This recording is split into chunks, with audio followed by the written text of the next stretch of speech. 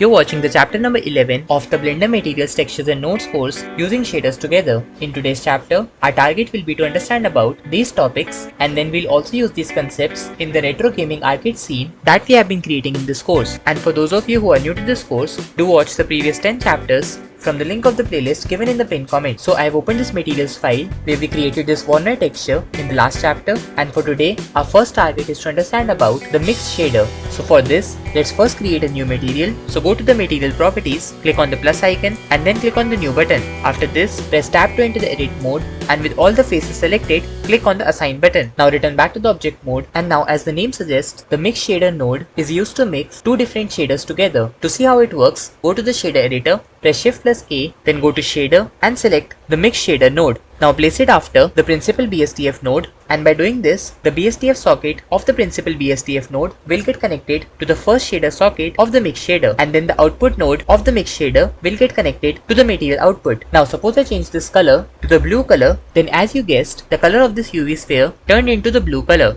But suppose I want that on some areas I should have the material due to this principal BSDF node with the blue base color, and on some other areas I should have another material, for example another principal BSDF node with some other color. And this is where the mix shader node can help us. To understand how it works, I'll first select the principal BSDF node and create a duplicate of it by pressing Shift plus B and place it over here. Now I'll change the base color to red, and let's also bring down the roughness value down to 0. Now take the BSDF socket and connect it to the second shader socket of the mix shader, and by doing this, you will notice a combination of the red and the blue color which is giving us a purple or pink color as a result. And basically this is what the mix shader node will do. It will simply mix two shaders together that are connected with the two shader sockets, and the proportion of the mixing can be controlled with the factor value. By default, it is set at 0.5, meaning that the mixing of both the shaders will be equal. However, if I reduce it down to 0, then in this case, it will only display the first shader with the blue color. And as I begin to increase this value from 0 to something like 0.2 or 0.3, then now we'll begin to notice some impact of the second shader. However, until the value of factor is below 0.5, the impact of the first shader will be more on the material. But if I increase this value to something beyond 0.5,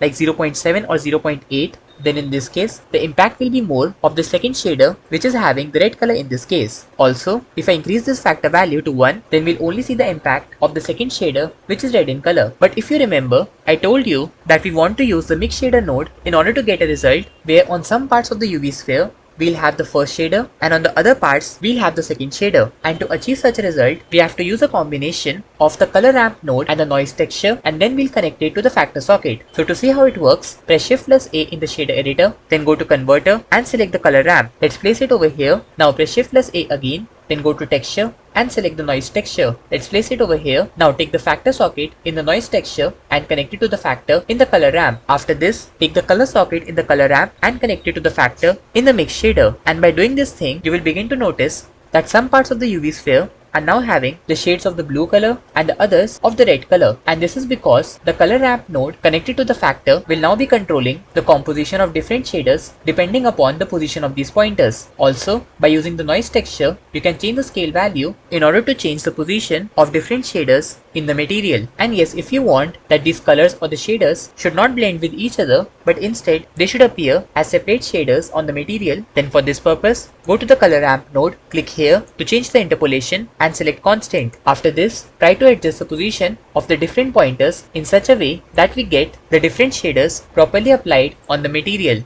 Similarly, you can also bring down the roughness value in the noise texture to make the blending smoother. And yes, not only the principal BSDF node, you can use the mix shader with any type of shader node. For example, in the shader editor, if I press Shift plus A, then go to shader and select the glass BSDF node, place it over here, and suppose I want that instead of the red color, I should have the glass material on all these areas. So for this, I'll take the BSDF socket and connect it to the second shader. And by doing this, we are now having a combination of this blue colored material because of this principal BSDF node, and also the glass material because of the glass BSDF. Then again, you can go to the noise texture node and change the scaling. That will change the scaling and the position of this texture, and then you can also change the position of these pointers in the color ramp node in order to control the blending of these shaders. After this, let's now move to the next topic of this chapter, which is to understand about the basics of the mixed color node. And for this, we'll be creating a new material in the material properties. So click on the plus icon and create a new material. Now press tab to enter the edit mode, and with all the faces selected,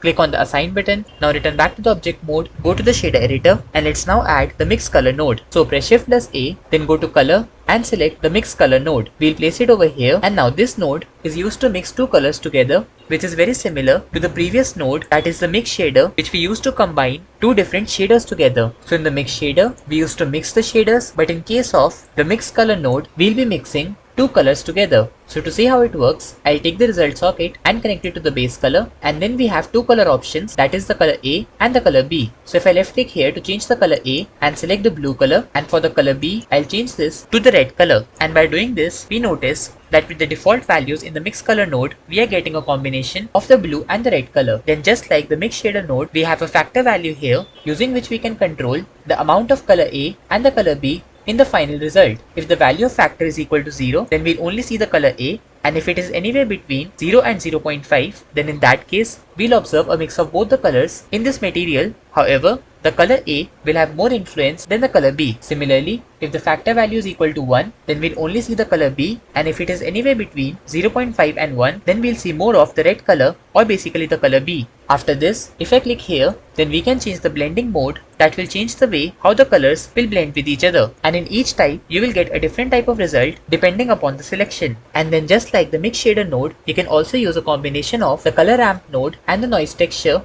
that you can connect to the factor socket in order to control the position and the scaling of different colors in the material. So I've added the color ramp, and let's also add the noise texture node. Let's place it over here. Now take the factor socket and connect it to the factor of the color ramp. And by doing this, we are again having some areas with the red color and the others with the blue color. To control these areas, go to the color ramp node and try to change the position of these pointers. Also, go to the noise texture and you can change the scaling value like this. So as a conclusion, both the mix shader node and the mix color are very similar to each other. However, the only difference between the two is that you can use the mix color node only to mix two colors and not shaders. But the mix shader node can be used to not only mix different colors but also mix different shaders together, like a principal BSDF with a glass shader or maybe any other shader that you can access in the add menu. And with this, we have now learned about both the topics of this chapter. And yes, before moving forward, if you want to download this Blender file containing all the materials that we are saving in this chapter, then you can join the Patreon, whose link is added in the description of this video. And now it's the time to practically use the concepts that we learned today in the retro gaming arcade scene that we started creating in the chapter number 1 of this course. So I've opened this file where in the last chapter we created this Warner texture and applied to the game controls, and today we'll be using the mix shader in order to add some colors on these tiles for the floor that we created by using the checker texture. Right now, we are only having the black color, but suppose I want that along with the black color, we should also be having some influence of the blue color on these tiles. So to do this thing, go to the shader editor, press Shift plus A, then go to shader and select the mix shader node. We'll place it in between the principal BSDF node and the material output node. After this, select the principal BSDF node, press Shift plus D to create a duplicate and place it over here. In this, I'll change the base color to blue, and after this, connect the BSDF socket to the second shader socket in the mix shader. And by doing this, we are now having this blue color on these tiles. But right now, we are having the blue color on all the tiles of the floor. But in order to create a material where we only have some slight influence of the blue color and actually the tile should be black in color, then for this we'll be using the color ramp and the noise texture, and we'll connect it to the factor socket. So press Shift plus A, then go to converter and select the color ramp. Let's place it over here.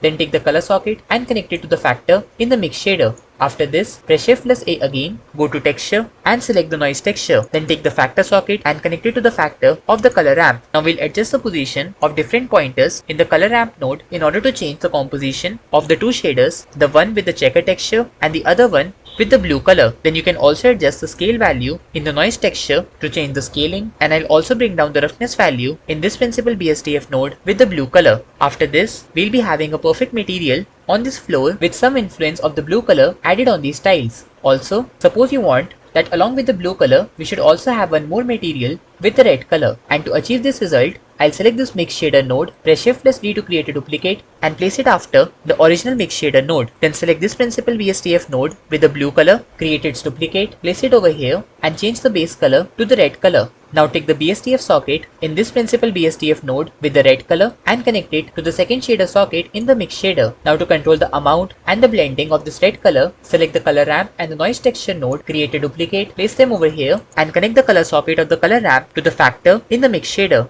and by doing this, we will begin to see both the red and the blue colors mixing with each other. However, to see both the colors individually or separately, you simply need to change the scale value in the noise texture. So for the second mix shader, I'll try to change the scale value, and this will give us both the red and the blue color applied on the checker texture. So as a summary, we first had only the checker texture with the principal BSDF connected to the material output, but then we thought of adding some blue color, so we used the mix shader where we first connected the original checker texture and the principal BSDF as the first shader, and then we connected the principal BSDF node with the blue color as the second shader. Then for factor, we used the noise texture and the color ramp node. Then to add some red color, we used another mix shader where in the first shader socket we connected it to the first mix shader, and for the second shader socket we connected it to the principal BSDF node with the red color. Then again for the factor, we used the color ramp and the noise texture. After this, we adjusted the value of scale in order to see both the colors separately in the scene. And with this, we now arrive to the end of this chapter. Today we learned about mixing different shaders and different colors together. And yes, if you want to download the Blender file containing the complete retro arcade scene, then you can join the Patreon, whose link is added in the description of this video. And so our next chapter will be the chapter number 12, Creating Surface Detail. So don't forget to subscribe to our channel, press that notification bell so that you can get timely updates about the upcoming chapters. Thank you for watching, and we'll see you in the next one.